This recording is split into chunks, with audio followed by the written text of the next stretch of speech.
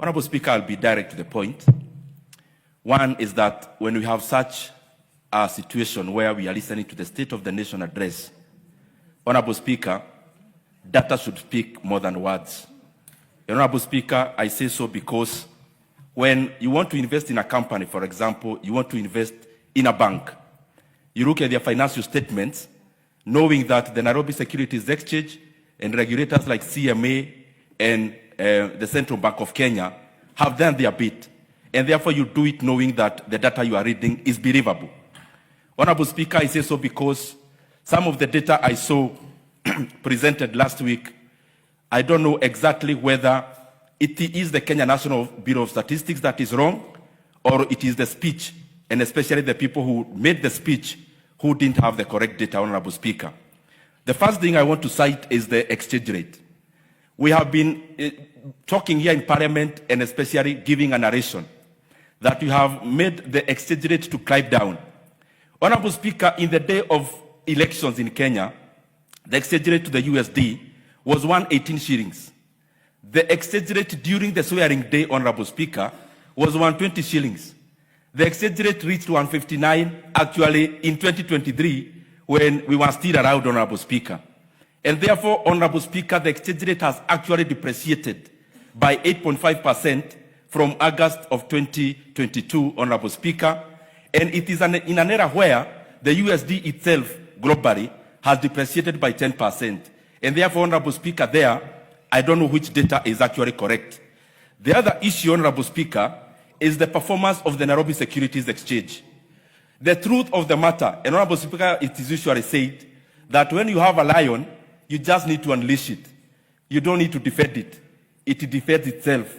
And that is how facts are, Honorable Speaker. You release them, they defend themselves. The Nairobi Securities Exchange, just like all the other stock exchanges in the world, they are not measured by market capitalization. They are measured by indices.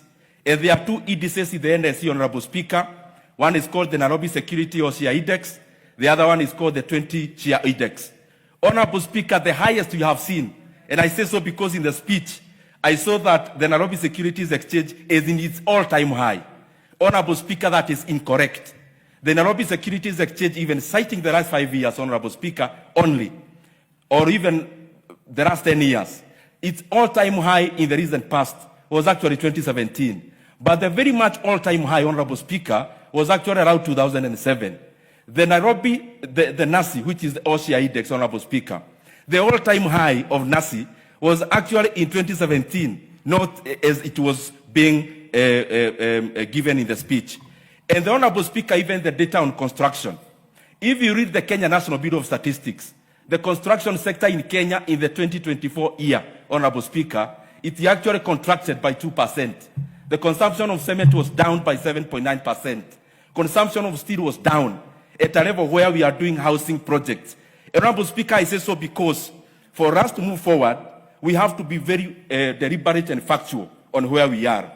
And that is why after all is said and done, data always speaks for itself. Because if you compare, Honorable Speaker, Kenya, compare the last 3 regimes for the first 3 years, the regime of President Mwai Kibaki, the regime of President Uhuru Kenyatta, and the current. The first 3 years, President Uhuru Kenyatta took the GDP of Kenya when it was $19 billion. In the first 3 years, it was $26 billion. It was up by over, I think, let me actually quote correctly, Honorable Speaker, it was up 36%. The first 3 years of President Uhuru Kenyatta, that was 21% growth in the GDP.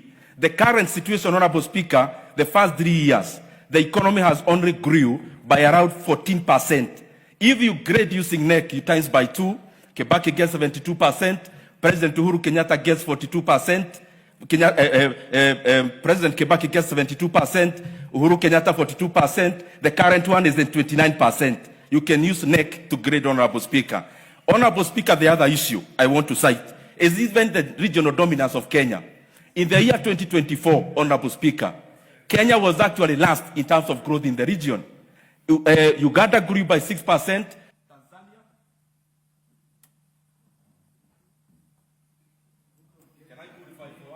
Yes, you can. Yes, proceed. Thank you very much, Honorable Speaker, for addition of that 2 minutes. Honorable Speaker, I was saying, in the year 2024, Uganda grew by 6%, Tanzania by 6.1%, Honorable Speaker.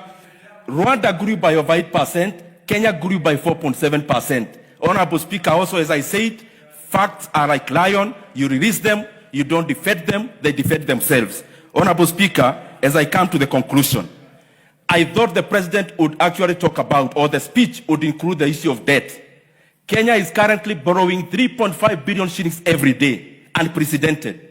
And besides that, we are borrowing also illegally, in the name of securitization, in the name of Talanta Board and the rest. I thought that is a monumental issue that would have been highlighted. But lastly, Honorable Speaker, also, Honorable Speaker, I thought the speech would include the issue of education. The speech was read in a situation where, Honorable Speaker, our principals have received a circular to increase school fees for day scholars, Honorable Speaker, starting January. And I want to rally the members of this House. We must not sit here when the fees for day secondary school is being increased by government from next year. And Honorable Speaker, very lastly, I didn't hear the issue of confirmation of the JSS interns, who are 20,000 in number. Honorable Speaker, these JSS interns, our brothers and sisters, must be confirmed into permanent and pensionable terms immediately without delay. I submit, Honorable Speaker. What's your point of order, Honorable Mohammed?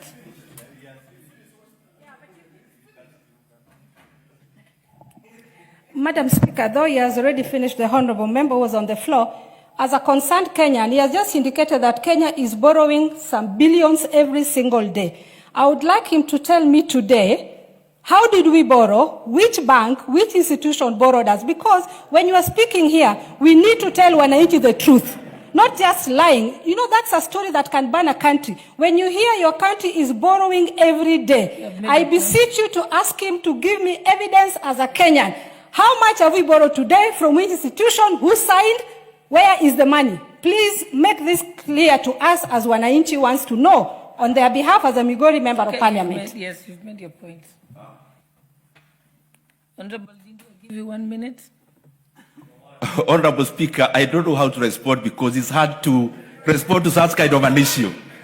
Honorable Speaker, just advise the member that the data of Kenya is literally available even now in the Central Bank of Kenya. And it is difficult for me to do your job. Currently, as it is, Honorable Speaker, when this government came in, that is how it is, Honorable Member, the debt of Kenya was 8.7 trillion Kenya shillings. As we talk today, the debt of Kenya is over 12.5 trillion Kenya shillings. And therefore, we have borrowed over 3.5 trillion Kenya shillings in a span of less than 3 years. And therefore, if you divide that by the number of days, I have actually given a discount. We are borrowing more than 3.5 billion every single day, and that is unpalatable. You have clarified. Thank you. Honorable Ndidi Rose, I think Honorable Fatuma, everyone is entitled to their opinion. No, everybody is entitled to give their opinion. Honorable Raso, proceed your...